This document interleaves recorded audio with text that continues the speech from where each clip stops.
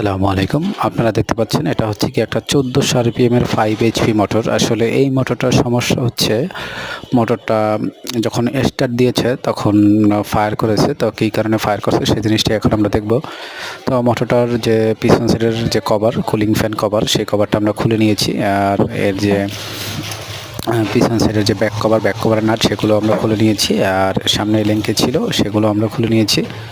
তো এখন এর যে ক্লাস আর এর যে ক্লাস আর পিছনের পাখা সেটাও আমরা খুলে নিব। নেওয়ার পরে আমরা মোটরটাকে খুলবো। খোলার পরে দেখব যে আসলে মোটরটার মূল কী সমস্যা।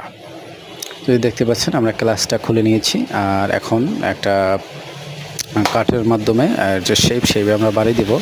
আসলে কাঠ দিয়ে বাড়ি দিলে আপনার সুবিধা হচ্ছে কি যে শেপ ড্যামেজ হওয়ার চান্সটা কম থাকে। আর কাঠ দিয়ে যদি বাড়ি না দেয় তো সেই ক্ষেত্রে শেপের মাথা ফুলে যাওয়ার সম্ভাবনা থাকে। দেখতেই পাচ্ছেন এই মোটরটা জ্বলে গিয়েছে।